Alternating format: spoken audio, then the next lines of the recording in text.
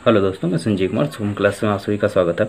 आज हम आपको ये बताने वाले हैं कि फिजिक्स में आप किस तरीके से पढ़ाई करें कि आप फिजिक्स में टॉप कर सकते हैं, या ऐसे स्टूडेंट जो कि फिजिक्स वीक है वो किस तरीके से अपनी तैयारी करें कि वो नॉर्मली जो है 80 से 90 अंक आसानी से अच्छे मार्क्स पा सकें।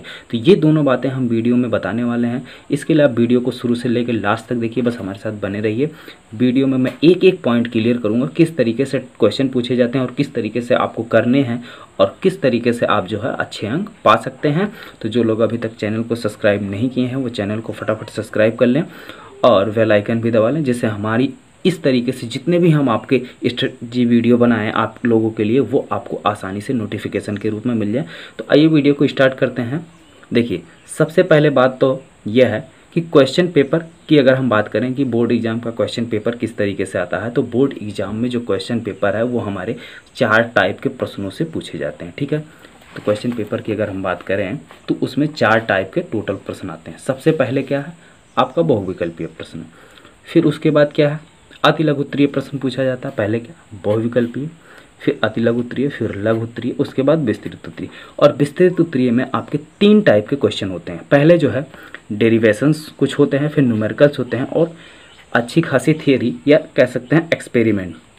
किसी ने अगर कोई एक्सपेरिमेंट किया है तो उसके एक्सपेरिमेंट को पूछा जा सकता है, या किसी का कोई रूल है तो उसको पूछा जा सकता है।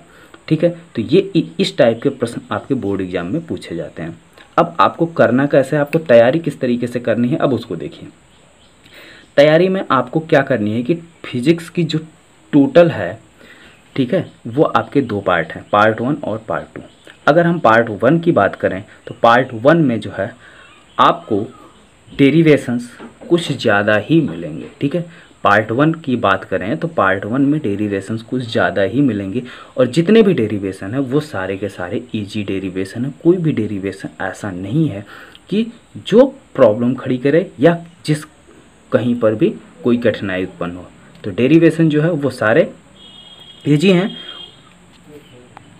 और अगर हम पार्ट 2 की बात करें तो उसमें ज़्यादातर कॉन्सेप्टुअल क्वेश्चन बनते हैं। ठीक है, पार्ट 2 में सारी चीज़ें कॉन्सेप्ट बेस पर है और थ्योरी है। तो ये 2 चीज़ें हैं पार्ट 1 और पार्ट 2 में। ठीक है, ये दोनों बेसिक डिफरेंस है।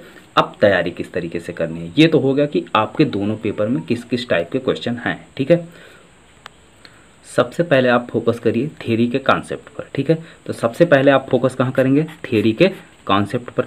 अगर आप थ्योरी के कॉन्सेप्ट को फोकस करते हैं तो इससे आपके 3 क्वेश्चन तैयार होते हैं। वो 3 क्वेश्चन कौन कौन से, पहले तो बहुविकल्पीय के 1-2 क्वेश्चन आपके तैयार हो जाएंगे, और अति लघु उत्तरीय आपका तैयार हो जाएगा, और लघु उत्तरीय। ठीक है, तो ये 3 टाइप के क्वेश्चन आपके सिर्फ थ्योरी के कॉन्सेप्ट को क्लियर करने से ये आपकी चीज़ें तैयार होती हैं। ठीक है, अब बच रहा है विस्तृत उत्तरीय में जो डेरिवेशन और न्यूमेरिकल आता है। थ्योरी के कॉन्सेप्ट को अगर आप क्लियर कर लेते हैं तो उसके बाद आप डेरिवेशन जो है आसानी से कर सकते हैं। उसके बाद आइए डेरिवेशन पर। ठीक है, तो पहले थ्योरी का कॉन्सेप्ट क्लियर कीजिए, उसके बाद डेरिवेशन का। तो डेरिवेशन के कॉन्सेप्ट को क्लियर करने के लिए सबसे पहली बात जो है आप ये समझना होगा कि जो छोटे छोटे बेसिक डेफिनेशन बनते हैं जिसको लोग नोटिस नहीं करते हैं। ठीक है, सोचते हैं ये याद है, और वही जो है डेरिवेशन के कॉन्सेप्ट में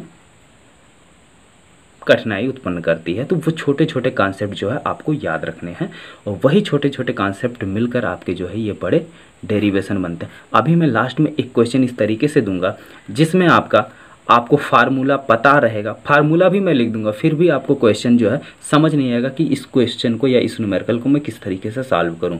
तो वहाँ पे जो है एक छोटा सा बेसिक कॉन्सेप्ट ही आपका काम आएगा, जिससे वो क्वेश्चन आप आसानी से सॉल्व कर सकते हैं। तो वो वीडियो के लास्ट में मैं क्वेश्चन ज़रूर आप लोगों के लिए रखने वाला हूँ, तो उस क्वेश्चन को भी देखिएगा किस तरीके से क्वेश्चन कॉन्सेप्टुअल बनते हैं। ठीक है, तो थ्योरी और डेरिवेशन हो गया। अगर आपका थ्योरी और डेरिवेशन तैयार हो गया तो न्यूमेरिकल आपका ऑटोमेटिक जो है वो तैयार हो जाएगा, इसमें कुछ आपको करना नहीं है। तो सबसे पहले क्या करना है कि थ्योरी के कॉन्सेप्ट को समझना है, और फिर उसके बाद डेरिवेशन को समझना है, और उसके बाद न्यूमेरिकल को आपको तैयार करने की ज़रूरत नहीं है। न्यूमेरिकल बस आप प्रैक्टिस करते रहिए। अगर आपका डेरिवेशन और थ्योरी अच्छे से मजबूत है तो न्यूमेरिकल जो है आप खुद घर बैठे आसानी से प्रैक्टिस कर सकते हैं बिना न्यूमेरिकल का कोई वीडियो देखे हुए। ठीक है, और एक चीज़, अब बोर्ड एग्जाम में सबसे बड़ी बात ये होती है कि न्यूमेरिकल में कुछ चीज़ें गिवन होती हैं, वही फाइंड आउट नहीं कर पाते हैं, क्या चीज़ दिया है, क्या चीज़ पूछा जाता है, ये चीज़ जो है बहुत लोग समझ नहीं पाते हैं। तो ये सारी चीज़ें भी मैं एक वीडियो बनाऊंगा जिसमें केवल और केवल न्यूमेरिकल की ही बात करूंगा कि न्यूमेरिकल आपको किस तरीके से सॉल्व करनी है। उसमें सबसे पहले आपको क्या चीज़ लिखना है, सबसे पहले क्वेश्चन में कौन सी चीज़ को हमको नोटिस करनी होती है, ये सारी बातें मैं जो है एक वीडियो में बनाऊंगा जिसमें सारी बातें केवल और केवल न्यूमेरिकल की होंगी। तो जिससे न्यूमेरिकल के लिए भी आप लोग बिल्कुल टेंशन मत लीजिए, वो सारी चीज़ें मैं आपको एकदम पॉइंट टू पॉइंट क्लियर करूँगा, ठीक है। तो अगर इस तरीके से आप जो है स्टडी करते हैं तो कंफर्म है जो है आप फिजिक्स में अच्छे मार्क्स पा सकते हैं, या टारगेट है 90, अगर 5+ पाना चाहते हैं तो इसी तरीके से अगर आप तैयारी करेंगे तो 95+ आप आसानी से पा जाएंगे। अब बात कर लेते हैं ऐसे स्टूडेंट की जिनकी फिजिक्स थोड़ी सी वीक होती है, वो किस तरीके से तैयारी करें, ठीक है। या जो बायो वाले हैं वो लोग, उन लोगों की ज़्यादातर प्रॉब्लम होती है कि न्यूमेरिकल का कैलकुलेशंस नहीं कर पाते। तो न्यूमेरिकल के कैलकुलेशन नहीं कर पाते तो कैलकुलेशन से कोई बहुत ज़्यादा लेना देना नहीं है। आप जो है कैलकुलेशन अगर नहीं भी कर पा रहे हैं तब भी आपको 90% मार्क्स न्यूमेरिकल पर मिल सकते हैं। और वो कैसे मिलेंगे, ध्यान से देखिए। क्या है कि अगर बोर्ड एग्ज़ाम में बायो वाले हैं तो वो सबसे पहला जो है फोकस करें थ्योरी पर, थ्योरी जो है वो अच्छे से तैयार करें। उसके बाद मैंने कहा कि डेरिवेशन के बेसिक कॉन्सेप्ट को समझें, तो थ्योरी और डेरिवेशन ये दोनों चीज़ें समझ ली। अब बारी आई न्यूमेरिकल की, जहाँ उनको दिक्कत होती है। तो न्यूमेरिकल में 50% आपका न्यूमेरिकल वहीं पर सॉल्व हो जाता अगर आप न्यूमेरिकल को अच्छे से पढ़कर ये समझ गए कि इसमें क्या चीज़ गिवन है और क्या चीज़ फाइंड आउट करना है, यानी क्या चीज़ दिया है, क्या चीज़ पूछ रहा है, ठीक है। अगर इतना आप न्यूमेरिकल पढ़कर समझ गए तो 50% न्यूमेरिकल सॉल्व हो गया। और रही बात अब फार्मूले की, अगर आपके डेरिवेशंस अच्छे से क्लियर हैं तो डेरिवेशन में ही तो सारे फार्मूले डेराइव होते हैं। अगर डेरिवेशन आप अच्छे से पढ़ लिए हैं तो 40% और सॉल्व हो गया, बचा 10%, वही 10% कैलकुलेशन है। कैलकुलेशन अगर आपकी इधर उधर होने की चांसेस है तो सीधे कैलकुलेशन पूरा सॉल्व मत ही करो, सारी वैल्यू पुट कर दो और आंसर ले लो, ठीक है, तो भी आपको मार्क्स मिलेगा। ओके, देखिए जिस क्वेश्चन की मैं बात कर रहा था वो क्वेश्चन कुछ इस तरीके से है कि थोड़ा सा क्वेश्चन घुमा के है, इसमें सारी चीज़ें गिवन है और निकालना क्या वो भी मैंने लिख दिया। देखिए, उस वैद्युत क्षेत्र की तीव्रता ज्ञात कीजिए जो कि जल की एक बूंद को जिसकी त्रिज्या 10⁻⁵ सेंटीमीटर है और जिस पर एक इलेक्ट्रॉन का आवेश है, यानी Q बराबर दिया है 1 इलेक्ट्रॉन, वायु में स्थिर लटक रहा है या लटक सके। यानी उस वैद्युत क्षेत्र की तीव्रता ज्ञात करनी है कि जिसमें जल की एक बूंद है जिस पर एक इलेक्ट्रॉन का आवेश है, वो स्वतंत्रतापूर्वक लटक सके। तो यानी क्या, और दिया क्या क्या है, जी का मान दिया है, घनत्व दिया है, आवेश दिया है, एक इलेक्ट्रॉन पर कितना आवेश होता है वो भी मैंने लिख दिया है, जल की बूंद की जो त्रिज्या है वो भी दी हुई है, निकालना आपको वैद्युत क्षेत्र की तीव्रता है, ठीक है। तो ये पहले चैप्टर का क्वेश्चन है, सारे फार्मूले आपको बता दिए गए हैं, ठीक है। पहले चैप्टर की वीडियो अगर आप देखें वैद्युत क्षेत्र की तीव्रता का क्या फार्मूला है तो सब कुछ मैंने बता दिया है। अब देखते हैं कि ये क्वेश्चन कितने लोग कर सकते हैं।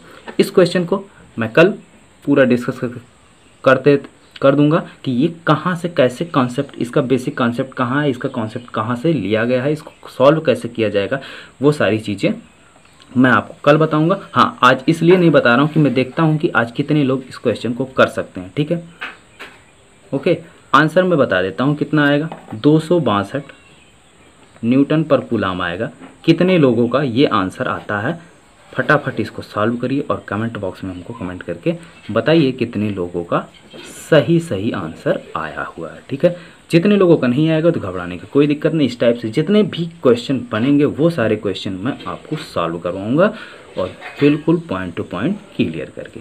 ओके, तो यानी कल के वीडियो में हम टोटली बात करने वाले हैं न्यूमेरिकल की, कि न्यूमेरिकल को किस तरीके से सॉल्व किया जाए और कैसे उसमें चीज़ें जो गिवन होती हैं उनको निकाला कैसे जाए, ये सारी चीज़ें हम कल के वीडियो में डिस्कस करेंगे। Thank you.